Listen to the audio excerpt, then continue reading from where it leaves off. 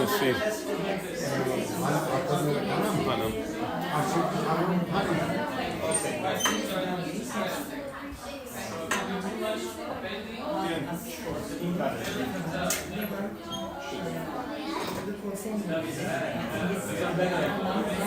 Tesla.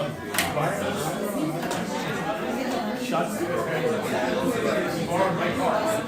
For yes, graduation is here. Here's the beat. Drive as much as you want. So, and something like that, I'll just drive around the parking lot just to make sure. Mega color, I'll just come over. I did it, and I was like, okay, hold on. I want to go. Like, there's something. There's some Kashel. He loved it, so.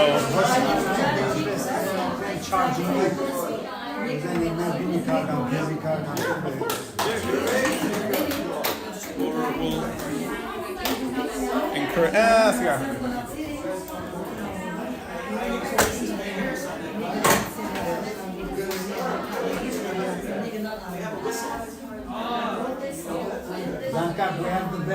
We have the bell back here.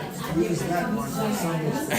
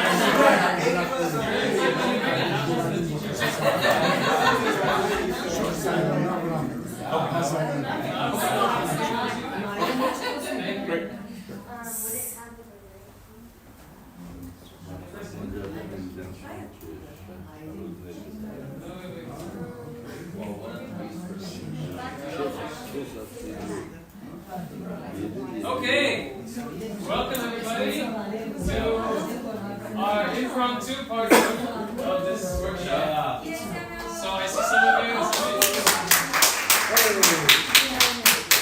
see some of you came last time, so we'll be doing a quick review so that you guys can retain a little bit more of what we talked about. It's already been a month, so crazy how time flies by. The pain is still there. Pain is still there? Okay, well this one will help. You needed the second part, that's what. So, last time we talked about mainly what? Lower back. Low back. Specifically low back and? Ankle. Very good. Yeah. Good memory. Okay. So, quick background. I am an athletic trainer. So, certified, what that means, I've studied sports medicine. So, I've worked with athletes across high school and college sports settings, and now I've been working, it's called the industrial setting. So, I help people work in warehouses, factories, really like tough construction, tough manual labor jobs who get injured. They can see me and we help them get better. So that's in a nutshell. I have my master's in it too, so I am certified and qualified to be talking to you about this stuff. I went over this last time. This is just what we do as athletic trainers. We do prevention, so we do things to help keep you from getting injured in the first place. So things like conditioning, strengthening, exercise, stretching, flexibility, those things come usually into play here. We know how to recognize certain injuries, so we see the symptoms, the signs, all the things that are occurring, and then we can usually diagnose what's going on if it's musculoskeletal. What did musculoskeletal mean? We talked about this. Muscles. Yeah, sure. Muscles. Correct. It pertains muscles, bones, ligaments, tendons, nerves. Those kinds of things are usually in the realm of musculoskeletal. So that's the realm I deal with. So this is not. I'm not here to talk to you about your organs, your heart, your lungs, things like that. That's out of my scope. You gotta wait for Alex, Dr. Alex Perlokian's second talk. Hopefully, you gotta wait for that. But I'm not that. So, and then We also do, this is for when we're covering sports, emergency care. So if you ever see, watching sports, someone goes on the ground, the first people running out to the field, that's what I would do. No ice. That's what I would do out there. So they do the emergency, seeing if everything's okay.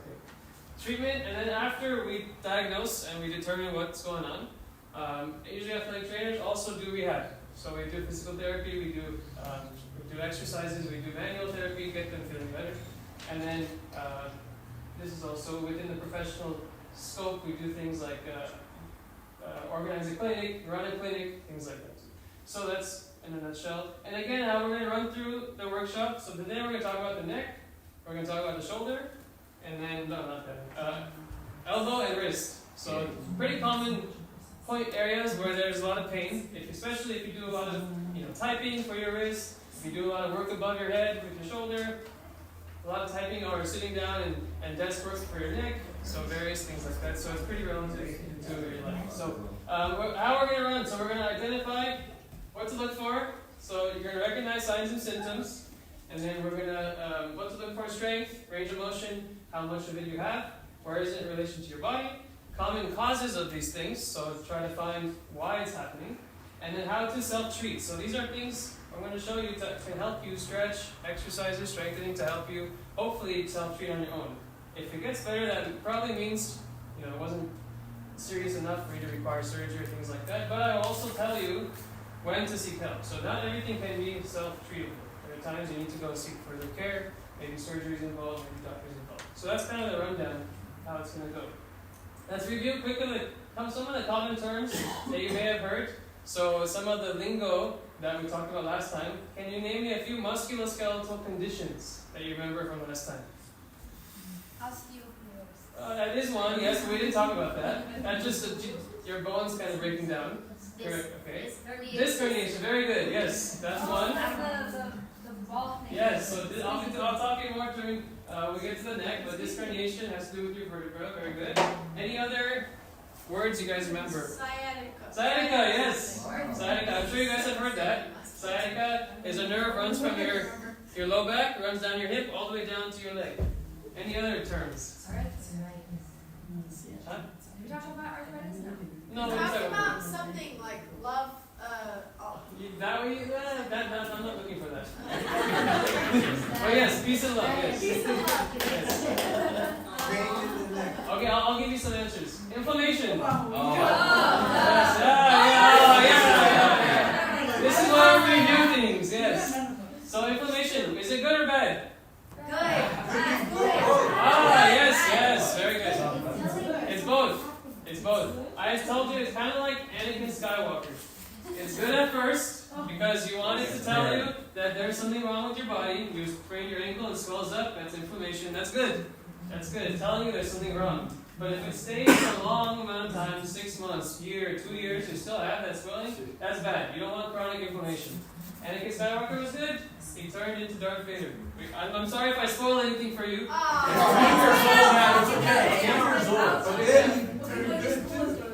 Sure. You guys remember pinched nerve? Yes. Pinched nerve. Basically, you have nerves within all of your muscles, in your arms, in your legs, everywhere inside. So when muscles get too tight, they become compressing of the nerves. And then that nerve, you start feeling the sensation of numbness, tingling, and sometimes shooting pain. So that's typically what nerve pain shows. It's usually something referred, so meaning further down from the original point, numbness or tingling. So pinched nerve there. Tendinitis, very like umbrella term. Anytime you see itis at the end of a word, it means inflammation. No, it just means inflammation. And then from the front, it's tendon. So inflammation of the tendon. Very straightforward. So if a doctor diagnoses you with tendinitis, they're just basically saying there's some inflammation in your tendon, not very specific. Who remembers? I should have blocked it. Strain versus sprain. I do. You look at it. No. Okay. The strain is muscle. Oh yes, very good, Julia. Good job. So strain deals with muscle. Sprain with the P deals with ligament. So if you hear someone saying they have knee strain, probably not correct because your knee is mostly the ligaments inside. Knee sprain. So strain versus sprain. Slip disc we talked about, and then fractures or breaks. That one I think everyone knows. But fracture is a small part of your bone that's cracked. Break is typically when the full thing is sliced, cut out, all that stuff. We won't get too much in detail. We won't get into gore or anything like that. So that's typically the difference between fracture and break.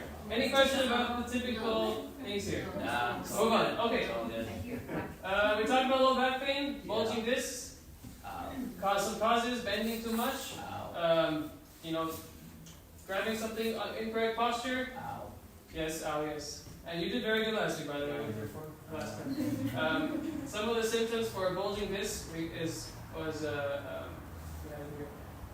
pain in your back, of course, but then tingling and numbness down your hip, down your legs, down into your feet. So if ever you start feeling a sensation, it can be one side, it can be the other side, it can be both. If you ever start feeling those numbness, tingling sensation, start thinking about maybe this might be the cause. And then we went over some special tests you can do, all that stuff. We talked about sciatica. And then this one, the non-specific low back pain, we talked mainly because there's 4 common issues for back pain that's not specific. So just overall back pain that you're dealing with. Typically it's because of a tight low back, tight quads, so in the front here, your weak glutes, and then your weak abs. So typically it's across here, like this. So if you have just back pain in general without anything like symptoms down your legs or any other like really notable symptoms, it's probably because of this. Probably because you have one of these 4 things. That's why we call it non-specific low back pain, because it's not, not specific. So one of those 4 things. We'll talk about that also with the neck. We talked about the ankle.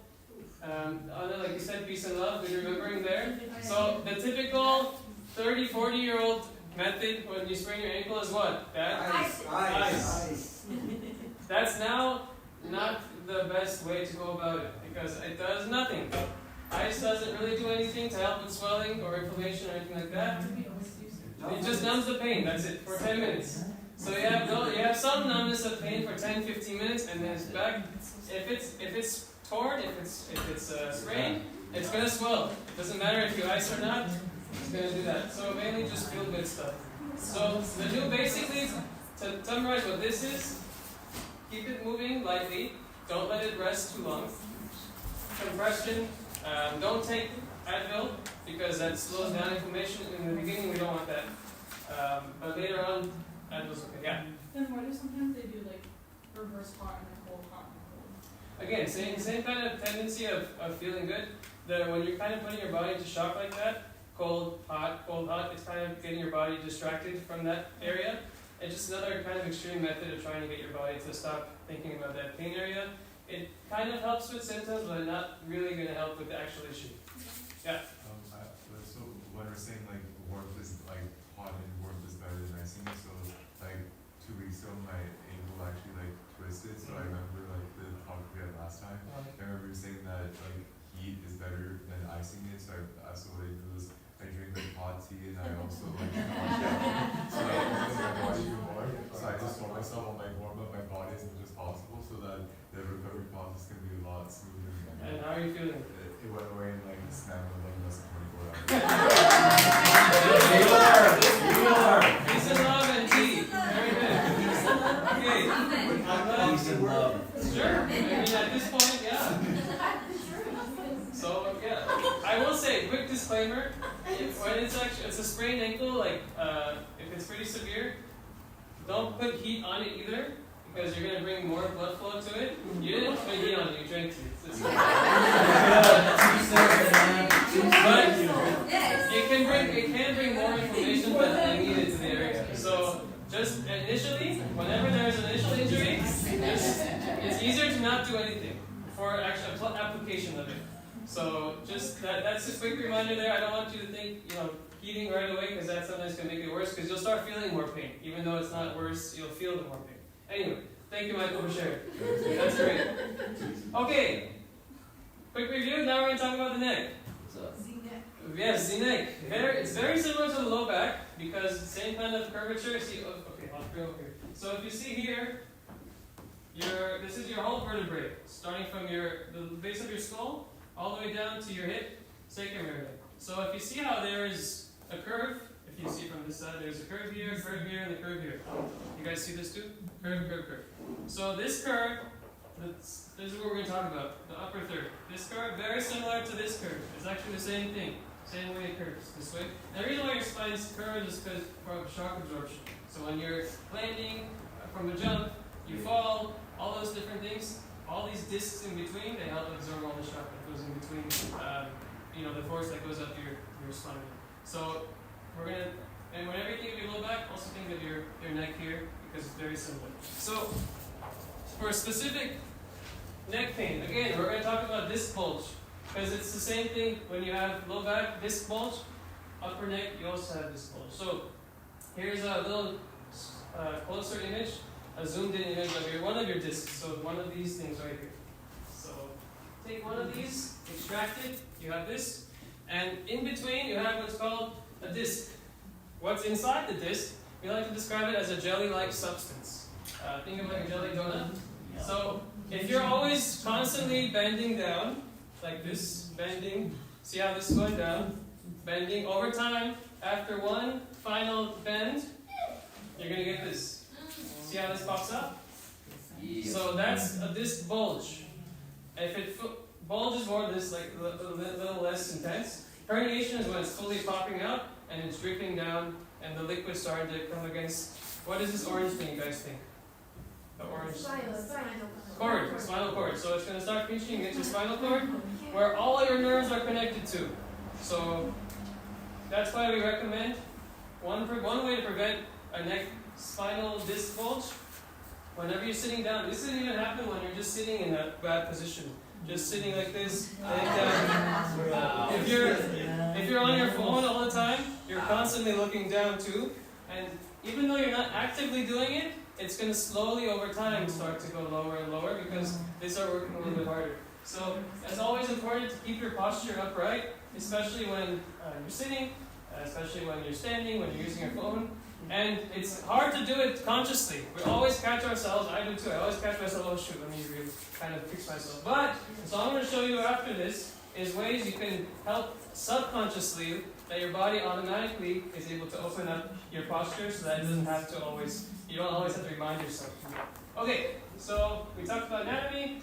Sometimes also, really hard, a heavy thing can cause disc herniations, like an accident or a heavy fall. You fall down from a high point. Things like that also can cause disc herniation. Like we talked about, downward looking. Also, if you're looking over to the left and right a lot, if you're a tennis line judge looking left and right, you might cause disc bulge. I don't think anyone has that problem here.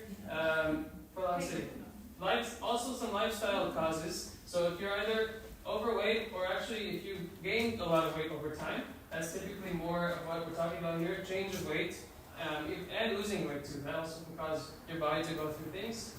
Working at sedentary jobs, at a desk, you're more likely to have this kind of injury. Smoking, increased use of phone, and unfortunately aging. So stop doing that. Stop people. How do you stop that? Yeah. There is no research. So some signs and symptoms you'll notice. So if there is actually a true disc bulge, so if your disc is coming out like this, possibly, some signs and symptoms you might feel. Of course pain here, but then there could be some weakness from neck, in the shoulders, in the arm, in your hands. So if you have any suspicion of one of those things happening, it's probably stemming from your neck because the nerves here are all connected. It starts here, goes to your shoulders, all the way down to your hands. That's one way. Another sign can be tingling down your arms too, and numbness. So sometimes losing feeling in your fingers, that can be because of a disc bulge. But this has to be constant. It's not just like a one time you wake up from your sleep, you feel numb. Those usually go away. This is something that happens over and over, it's constant and it stays. So that's typically the main symptoms you'll feel there. It could be one side, it can be both sides. That's how that goes. And then for special tests, there's no really like actual sign or test for you to do, for you to, like that you can do yourself. It's mostly some kind of doctor or specialist that will do it. The signs are pretty clear enough that you know that this is what this is. For self-treating, here's what typically a doctor, you go to a doctor, they'll say ice, heat, rest, and then ibuprofen and things like that just to see if it goes away. If it doesn't, they'll tell you to come back in 3 months, and then you'll do X-ray, MRI, all that stuff. So it takes a while for health to get taken care of. So what we're going to do a few things. So these exercises, if there is a true disc, most likely doesn't like completely go away. It helps manage the symptoms. Disc herniations are a bit more extreme where you can't really completely cure it, but you can help manage and sometimes reverse the bulge a little bit so that it's less painful against your spine. So what we're going to do, I want you, if you're wearing a jacket or a long sleeve or something, I want you to take it off. And we're going to do, I'm going to demonstrate, and then we can share with each other. I'm going to demonstrate an exercise we can do. Okay, so you're going to take your sleeves, just like so. Okay, you're going to roll it up. Okay, like this, all the way. Downward, there we go. Okay, now I want you to take it and put it up against your neck. Okay. Okay, now you're going to hold it up here, and then you're going to put it kind of right in that bony area, and pull. Okay, so you're going to pull, and not too hard, just a little pull. Now I don't want you to pull this way, just a little pull so there's some tension. And then I want you to slowly, as you pull, I want you to slowly guide your neck up, and then guide it back down. Slowly guide it up. So you're going to do it with, together, so with the arm. Make sure your arm is also moving with your head. Feel it. So pull, tension, Feels good. and then you're going to go up. So keep doing that. You're going to do it 10 times. That's something. We're gonna pain now. Pulling too hard. All the way up. So the reason why you do this, let me show you again anatomically. So imagine this movement here going forward does this to your neck. Okay? So the thought behind this is to go backwards while you're pushing and pulling here is to go backwards back in. So that's the kind of the engineering or biomechanical way of doing it. So if you ever feel like, this can even help with tight neck. You just pull, and it helps release, kind of like a traction where you release the tight joints in your neck. It'll help kind of open up the space as well. So again, you pull, and then you go up together. Don't let one of them overrule the other. So that's one exercise that you can do for that. Let me grab it. Okay. So next, do you guys recognize this? What does it look like? Yeah, Nanchi, what does this remind you of? Huh? Yes, the other picture. This is the low back. Remember what we talked about? The low back, there was the cross, right? It's similar to the neck too. So if you have overall neck pain, overall pain in general in that region up here, it's probably because of this. So you have really tight upper traps, upper shoulders here. You have tight chest. This also has weak core. And then you have weak muscles here called the rhomboids. And then weak neck flexors. So these are weak right here as well. So we're gonna do some exercises to help with all these. Typical symptoms you'll feel: general ache, soreness. Don't listen to the back. You won't feel things like numbing and tingling down your arm because this is just general, non-specific pain. It shouldn't get more than that. If it gets more than that, then ache or pain, it's probably something you guys have issues. It's numerous. Typically unknown, but like I said, phone, looking down, constantly bad posture, all those things can contribute to this. So what we're going to do, I want you guys to stand up. Okay.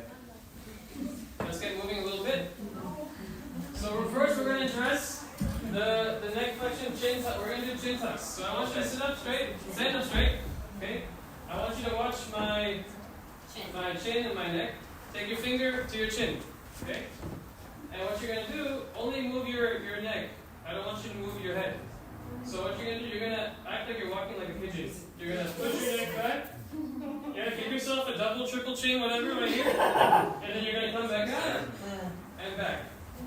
So keep walking out. This is like walk like a pigeon. Not too fast, Art. You're not actually a pigeon. Sorry about that. I'm already used to it, so. We're going to do it 10 times. 3, push in, 4, 5, 6, 6, 7. Try not to look down. Just look back. 8, 9, Alright, that's good. and 10. And relax. Anyone have difficulty doing that? Yes. Yes, yes. Yes, so, yes, question. You have difficulty? So, the reason why you have difficulty or it's weird is because those specific muscles have not been worked. They're not being worked. They're kind of now dormant, we call it, because if you're looking down all day, those muscles, they're not working. They're just being turned off. So, if another way that can be a bit easier is you put your back against the wall, and you can just kind of do this and tuck it in this way. It might be easier if you can't do it just standing up. It'll be easier doing it against the wall. So that'll help. That's one way you can. We covered that. Okay, neck flexion. Next, we're gonna do for this back here. So I should have passed this out a bit. Back. Yes. Can I get rid of one? Yes. Pass it around. Yes. Okay.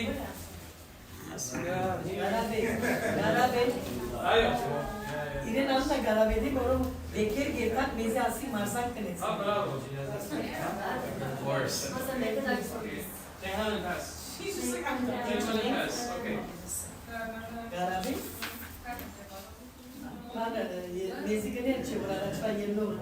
And just don't tie it or anything. Just hold it straight. Extra, bring it to me. Nice. You have it this way. Oh, she needed open one? So you can grab it. Nice. Top on it or it's like flat? Feels vinyl. Okay, does everyone have one? Oh, better. Everyone has one? Everybody? Okay, everyone has one. Okay. Can I get this? Yes. Yeah. Okay. So what we're gonna do? So this is gonna strengthen between your shoulder blades because they're probably weak. That's causing this. So what you're gonna do? You're gonna hold it out in front of you. Okay. Okay.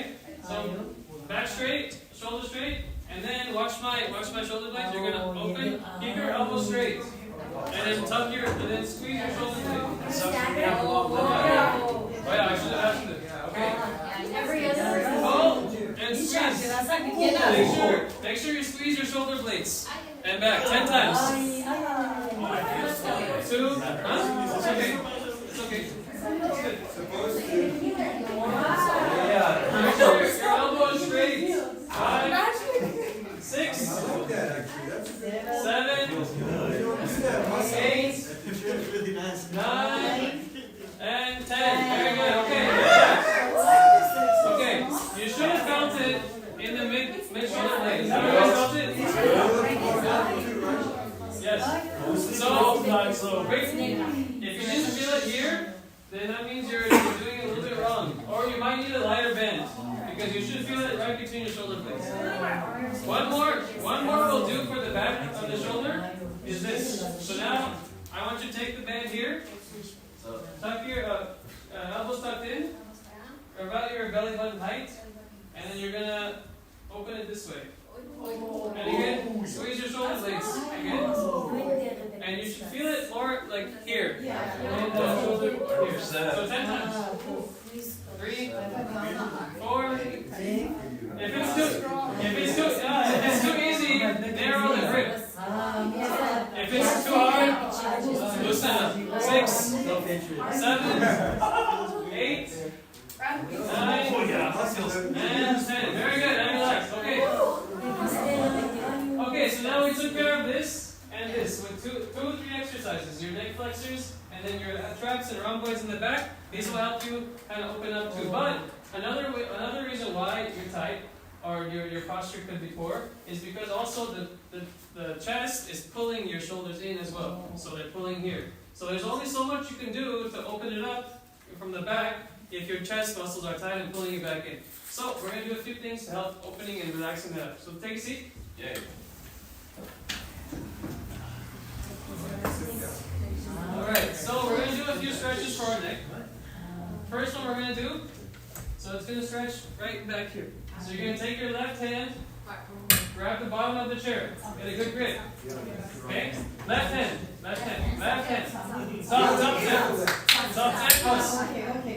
Top tap. Okay, I'll do like this.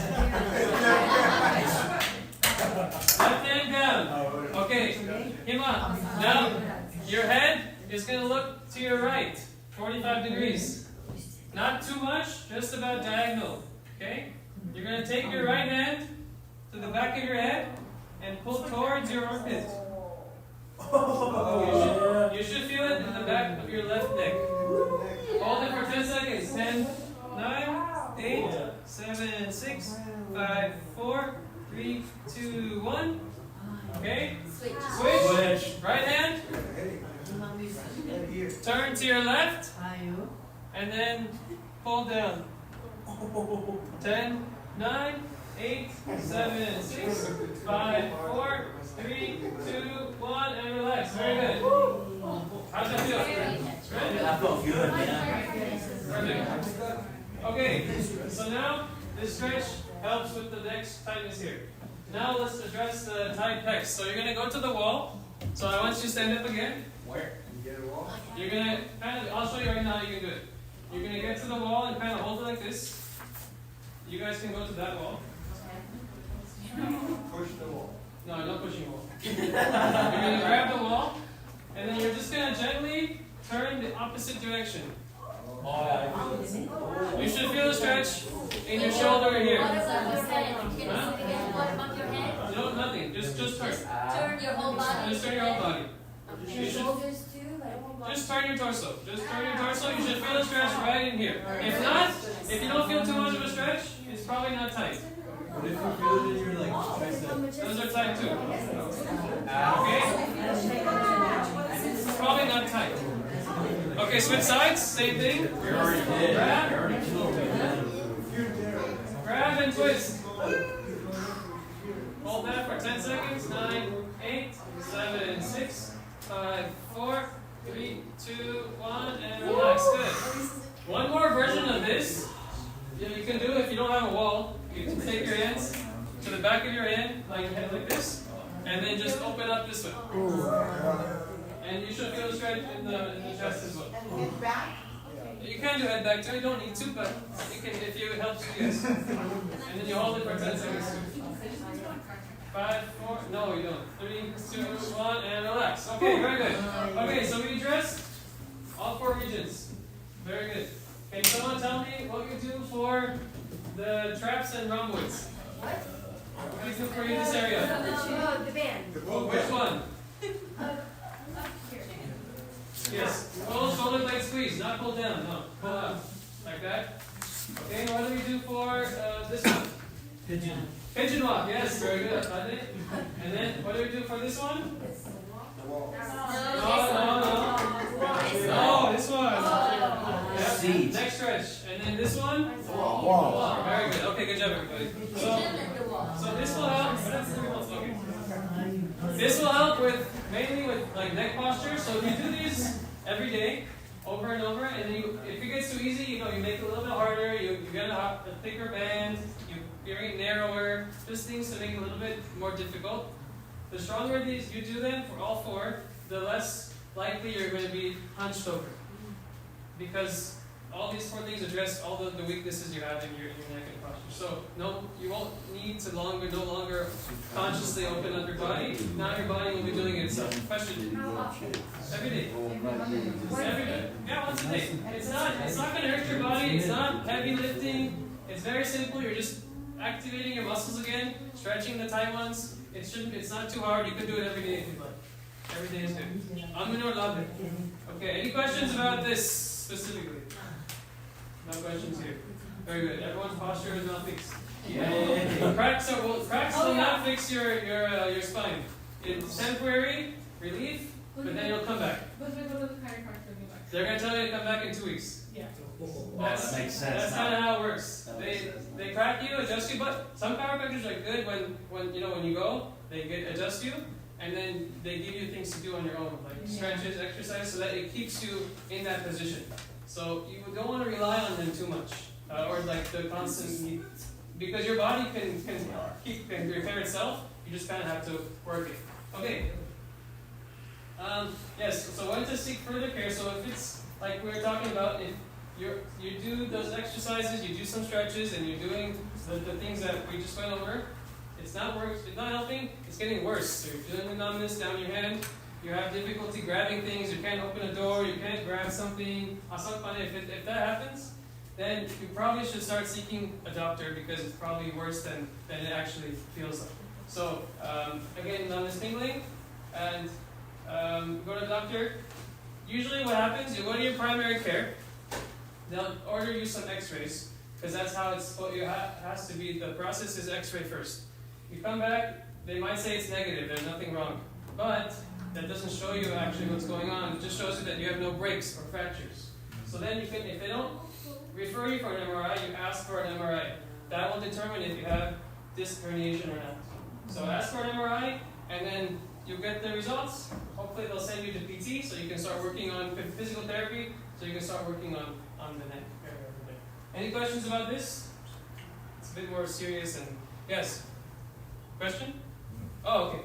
Okay, very good. Alright, let's talk about the wrist. Yay.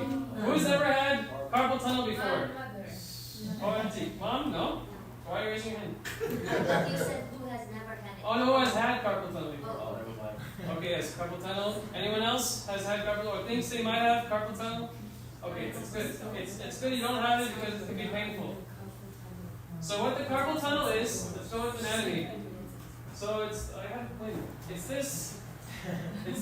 called a sheath right here that goes across your wrist like this. And what's underneath is called the carpal tunnel. And what goes through it, you have what's called your median nerve, which starts from here, your neck, goes down, and into your wrist, and branches out into your fingers. Median nerve, and you have a few of these muscles that forearm muscles that go through, some of the tendons that go through.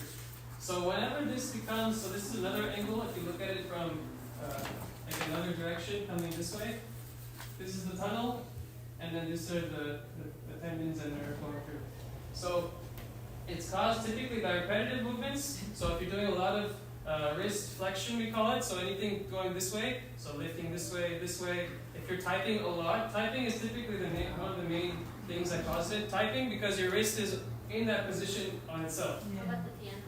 Yeah, piano too, if you don't have good posture, it can. Yes, so that can cause it, but that should not dissuade you from taking piano lessons. You know, keep doing your piano lessons. That's why it's important to have good. Yes, that's why it's important to have good posture. Correct. So typing on a keyboard, and then sometimes even using power tools a lot. If you like using tools and you're gripping all the time, and a lot of vibration, and a lot of physical force, that can also cause sometimes the pain in your carpal tunnel. So what are the signs and symptoms? So sometimes this gets misdiagnosed. Pain, yes, correct. But not just any pain. It's typically if you have numbness in specific fingers. It's usually the first three, yes. It's usually thumb, but primarily the second and third digits.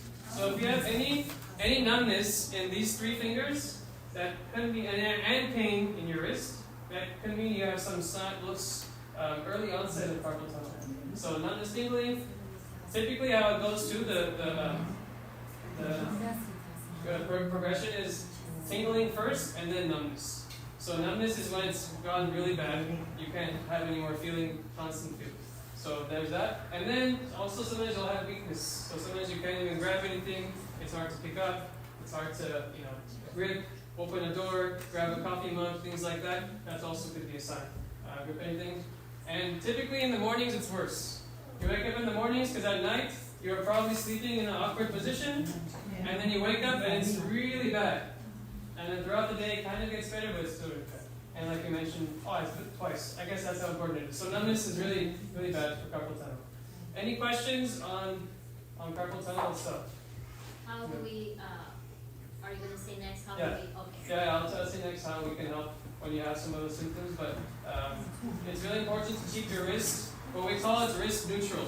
So your wrist in relation to your forearm, always keeping it in line when you're doing anything. So if you're doing some kind of exercise, like push-ups, or you're doing bench press, whatever, try not to do it in this position. If you're typing on a keyboard, typing like this, not like this, or not like this either, typing in a straight ergonomic position. So there's ways to prevent it, but I'm going to show you ways once it does come up, what you can do to help it. So some techniques is to, what you want to do mainly, you want to loosen up the forearm muscles. So these forearm muscles here, they're called your flexors. They do this. So if you want to press on the forearm here, do this, you'll feel it contract. These are your flexors. When they're really tight, they're going to compress that median nerve I was talking about, which runs through your forearm. They're going to compress, and they're going to, because of that compression, your nerves are going to send shooting signals down your hand and into those 3 fingers. So the goal is to loosen up those muscles. And some ways we can do that is some self-massage or kind of getting in there and relaxing the muscle itself. Heat ice just to kind of calm it down a little bit temporarily so that you can do those things. Rest, and then we're going to focus today on some stretches and exercises for it. So I want you all to stand up again. We're going to do a few stretches for your forearm and your arms here. Okay. First one we're going to do. These are called nerve glides. So they're nerve glides because we're trying to help the nerves wriggle free from its compression from the muscles here. So we're going to use the wall again. I love using walls. You're going to take your hand, point it down. Point it down. This way, point it down against the wall. If it hurts already, lower your hand. If it hurts, lower your hand. Wait, weren't we doing this with the other ones? Kind of, not the same. Okay, now that you guys all have it there, I want you now to turn your head, just your head, the opposite direction. Okay? And then back to the middle. 10 times. 10 times. 2, 3, 4, 5, 6, 7, 8, 9, and 10. And relax. Switch sides. Same thing. Slow down. What? Same thing. If it's too painful, lower your hand. Okay, hold it. Okay, ready and go. 1 and back. 2, 3, 4. Keep going. 5. If it's too easy, raise your hand. 6, Easy. 7, 8, Easy, he said. 9, and 10. Very good. Relax. Okay. Where did you guys feel that? Right here. Right here. Yeah. One sec. Yeah, I will. What's okay? Anyone feel it up in their neck? Okay, so that's probably because you're really tight across the whole chain. And the reason why you feel it is because it's all connected. Your forearm is connected to your arm, to the shoulder, to the neck. It's all connected. So if you feel it all the way up to your neck, you need to stretch because you're probably really tight across the whole area. So, yeah, so you're really tight. And to answer another question, I had a question. What's the difference between this and this? So this is mainly, it's just for your chest, and you're only twisting your torso, so it's just going to be the shoulder, chest area. This is going to go up the arm and shoulder, neck, and because there's movement involved, you're flossing the nerve that's in between. You're kind of going, every time you move your head, you're going kind of right, the nerve that runs down, so that you're trying to wriggle it free. Sometimes when you do that stretch, and you do have numbness in general, you'll feel a little bit more numbness, and that's normal because you're kind of you're playing with it. So it's normal for it to react and actually be a little bit irritated. So that's okay because you're trying to get loose. You're trying to, at the same time, you're loosening up those tight muscles. So it's a really good exercise to do 2 in 1. Loosening up the muscles, trying to wriggle through the nerves. So that's a really good one. And, another stretch I like to do, just a basic stretch, is you take your arm in a prayer position, up against your chest, and then you'll slowly come down, just until you start feeling your stretch. That's when you hold it. Keep your palms together, don't let it separate, and hold that for 10 seconds. 10, 9, 8, yes, 7, 6, 5, 4, 3, 2, 1. Say amen, and you're done. Amen. So these are the kind of the things we like to do with carpal tunnel. We just main goal is loosening up your forearm muscles because those are the ones that are really, really tight from constantly using them and over, and you're facing repetitive movements. So loosening these up, you'll start to feel some, hopefully, relief in those areas. Any questions? No. And that in particular. No questions. From you, Art? Okay. Okay, great. We'll move on. We have the shoulder. All right. Yay. The shoulder is a complicated being. It's very complex. We're going to try to simplify it for you guys. Has anyone had any shoulder issues in the past? Yes. Shoulders here. Shoulder. Sure. Shoulder, yeah. Shoulder is pretty common as well. It's usually low back, knee, shoulder are typically the trifecta of things that get hurt. So the shoulder is not just here. The shoulder is also this. It's your shoulder blade muscles here, and then like this is showing. This is the back. You see right here. This is the shoulder, and then the front shoulder is here too. So the shoulder is pretty complex. It goes all around. And we have the typical two things that are the ones that, you know, the popular injuries are rotator cuff and impingement. So we're going to look at the rotator cuff real quick. How many of you guys have heard what the rotator cuff is? You've heard, okay. It's four muscles. It's not one thing. You hear you have a torn rotator cuff. It does not mean your one muscle of the rotator cuff is torn. It's actually one of these four muscles here. So they're part of your shoulder that allows you to rotate. That's why they're rotator cuff. They allow you to twist, rotate, move in different directions, throw, whatever. It's very vital to your shoulder. And some of the typically how you can hurt it is if you fall on it, you fall outstretched hand, you fall on the shoulder itself. Those are the typical movements. Or if you're just repetitively throwing something like a ball, a football, baseball, whatever, over and over and over and over. That's typically with athletes, but sometimes it can happen to you too. So that's because your shoulder is doing that movement. Signs and symptoms, of course, pain. Inability, so this is important. Inability to move your shoulder in a certain range of motion. So if you cannot move your shoulder past a certain range, they might have some kind of rotator cuff issue. This way or this way. You can't go above your 90 degrees like this. You probably might be having some issues with your rotator cuff. Or the next one too, impingement. And then you have some pain if you're working up here. If you're working above your head, there's also pain. And then weakness, of course, of doing things in general, lifting, pushing, those things. So one way we can test for that is I want you guys to stand up. And I want one volunteer to come up and help me real quick. I'm not going to be okay. Okay, so one test you can do to help maybe your significant other, your spouse, your sibling, your friend. It's called an empty can test. So what you're going to do, you're going to hold your hand out like this. Okay? Just like this right here. And I'm going to press down against you. Should I come here? Sure. I'm going to press down against you and you're going to block the resistance. You're going to keep it right there. So I'm going to go like this. Okay? And relax. Any pain? Yeah. No. Okay. Like pressure. Okay, I'm looking for pain. So now what you're going to do, you're going to empty the cans right here. And then we're going to go again. And is there pain? Middle here. Okay, but I'm looking for proof that you can do it. No. Okay? And relax. So, usually this won't have pain. You empty the cans and you do that. If there's pain, there's going to be some kind of damage. Alright, so He's gonna give you pain. you're going to hold this, so don't break. Okay?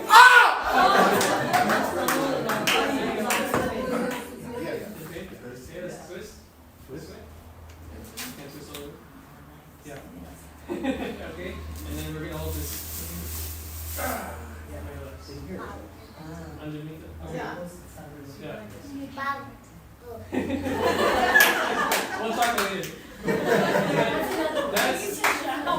That was a paid actor, by the way. I was kidding. So typically, what will happen if you do that? If you do one or the other, if there's pain going up from resistance, so by pain also I mean weakness. So if you cannot physically press up and you're just unable to go up with some resistance, the person can also feel it too. The person that's testing you, if they feel that there is no resistance being given, then there's some weakness going on in there, and there could be some tension as well. So doing both here, hold one side going up, and then twist, empty the cans, and do it that way too. So it's a little bit complicated, but it makes sense once you try it on someone else. Okay? Yeah, well, try it with someone. You're doing it. I'll do this.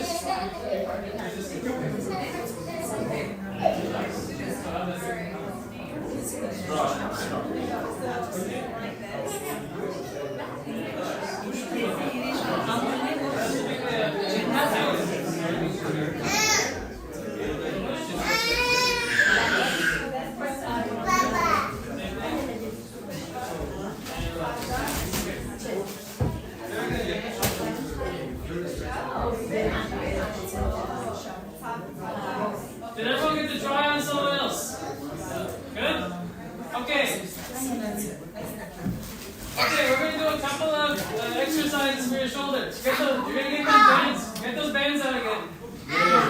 Okay. So one thing that can help with some shoulder pain. So if you have true shoulder pain,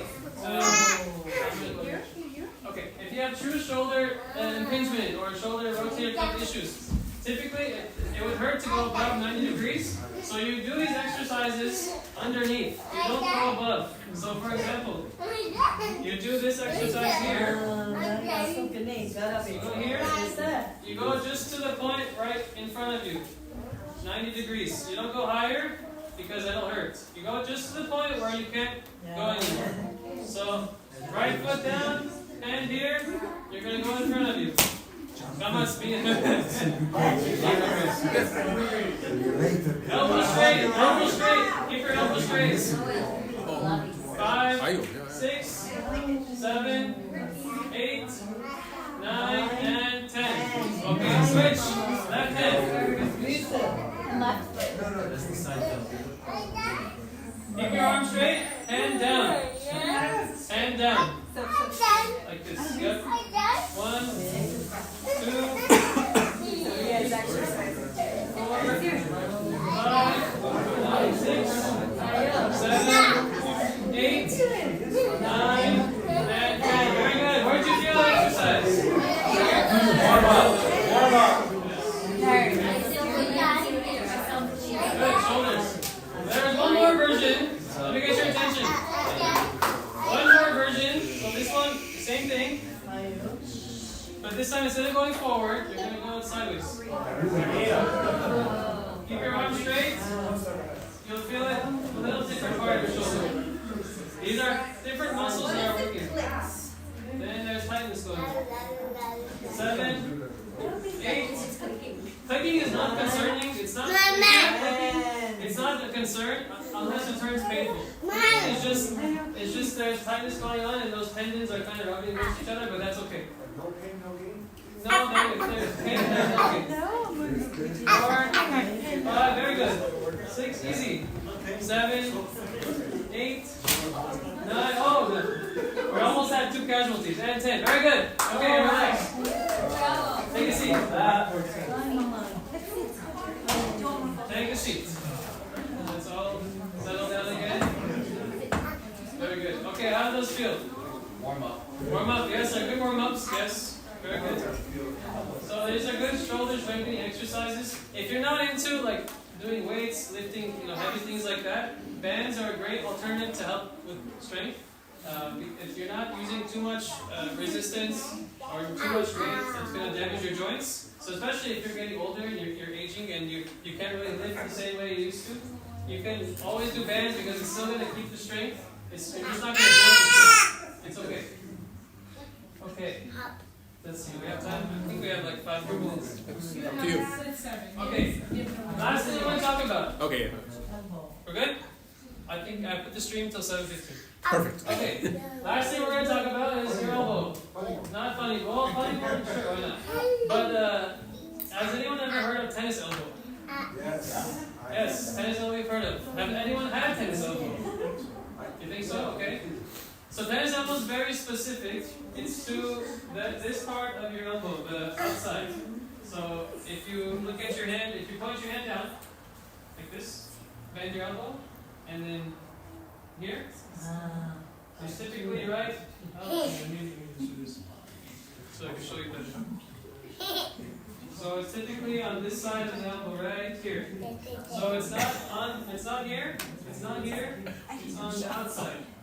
Right here. So typically, it's very kind of simple. It's whenever the attachment site, so where your muscle attaches to the elbow right here, when it becomes inflamed.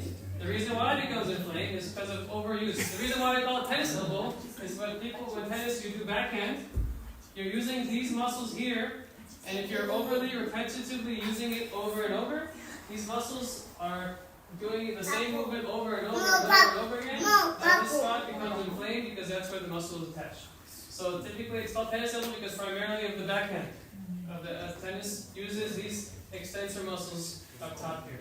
So Some common symptoms that you see is difficulty to pick up something this way.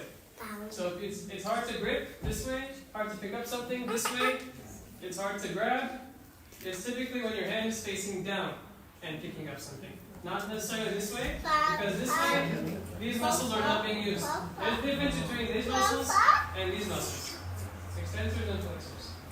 Some signs and symptoms, like I said, picking up. There's some tenderness in that area. And then sometimes you'll feel it down going into your forearm down below here. So, what we're going to do for that is, I'm going to teach you guys how to do some self-massage on yourself. So I want you guys to take one of these. I'm just going to pass it around. Here, here. Okay, here, and here. Okay, so I want you guys, you're going to take a small drop. Okay, you're going to put it right on your muscle in your elbow right here. Okay? Don't just put a drop and then pass it around. Put one drop and then pass it down. One drop, pass it. I'll just give this to you.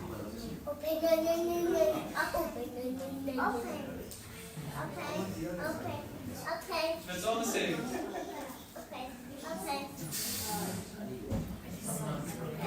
You can add a little bit more, be a little I guess, don't be frugal.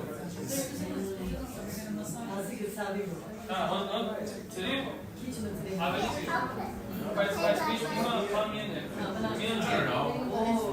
No. Don't rub yet, don't rub. Okay. Does everyone have some lotion on them? Yeah? Okay, so you're going to take your opposite thumb. Okay? Thumb. You're going to grab here. So you're not going to press on the bone. You're going to press on the muscle. Okay? You're going to press on the muscle. And you're going to press down. Towards your forearm. Press and then press down. Okay? Press on the elbow and then press down. Down towards your forearm. Yeah, you're doing good. Yep, correct. Right? Yeah, there you go. Yeah, press down. And down. So you should feel. The reason why we do it is because this whole line of the muscles connects to the elbow. So when you loosen up the muscles here, you're loosening up the attachment to the elbow. Anyone having problems? For everyone? I think this crowd is okay with the elbow. Everyone else okay? Now we're good. I think this speaker is playing your No, actually. Everyone got it? There you go. Okay. Everyone got it? Okay, very good. Yeah. Okay. And so this you can do across a lot of different parts of your body. So if you have pain in your shoulder, you put some here, you kind of dig in and you do it with your shoulder. If you have pain in your calf, same thing, dig in and put your calf. The way you want to do it is with your thumb, press down, and then slide across the muscle. You always want to cover most of the muscle because it usually is attached. It's further down, the pain is referred and goes across the whole area. So you can, it's great to do it. Take a break. Take a break, have your husband there. So this should help you loosen up things and then get a little bit less inflamed in the area. Of course, this is coupled with other exercises as well. You don't typically just do this and call it a day. So if you're doing this other places, you want to do this first because you're loosening up the area, and then you want to do some of those exercises specifically because then now your muscles are now looser. Yes, you can put some in the front here. Take your arm and then rub it around. Just don't go on the boat. Just don't go on the muscle. Yeah, me only got it. Okay. Any questions about this one? No? Okay. And sometimes also, if you like being active and your elbow is bothering you, so there are these straps. They're called tennis elbow straps. You can put in right. You can buy on Amazon. They're really cheap, $10-15. And they usually come with a gel pad on it. You put that gel pad right on that bony spot that we found, and it'll help take the pressure off that attachment. So these are just tennis elbow straps. If you have active elbow pain, it's gonna happen. Amazon, Walgreens, CVS, tennis elbow straps. or just elbow straps. They're pretty helpful for that. And then when to seek, if you, for further care, typically, again, if it's not getting better, and you're doing certain, like massage, some exercises, it's not getting better, when you're gripping something, and it's hard to grab, I have a lot of patients that come to me, they say they can't grab something off the floor this way, when they can't bend or extend their elbow, and thumb is tingling, of course, those kind of symptoms, at this point you should go get it checked because it's probably worse than just tennis elbow. So that's typically when to seek care for that. Any questions about tennis elbow in general? Nothing there? So that's the whole presentation.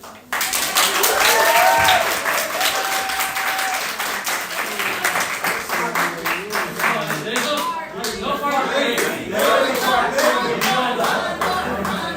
that's it. There's no, I'm sorry, there's no trilogy. I'm sorry, there's no. D's, you're right. Next year. No, the trilogy goes out quality. Hey, we talked about hip. It's not. Wait, with the low back, we talked about hip last time. Because the low back and hip are related. Any questions in total about any of the other, body parts, muscles? Nothing? No questions there? If you have any, keep the bands. You keep the bands. Take them. Please use them. If you don't use them, I'm going to come and get them. Or reserve them. Alright, then that's it. And you can come after me if you have any questions. Thank you, Sam. For the doubleheader these past 2 months. Next month we will have, I'm hoping, Dr. Kolopia joining us for talk on blood pressure. March 28th.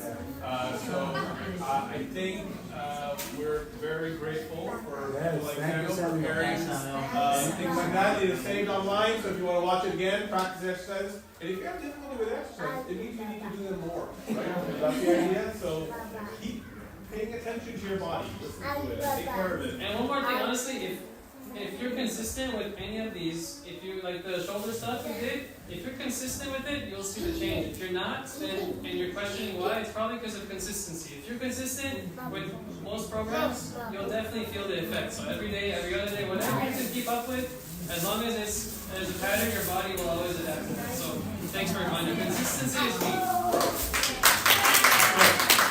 Okay, so as normal, you can go, you're free, but we'll be starting our English workshop service next door, so join us if you like.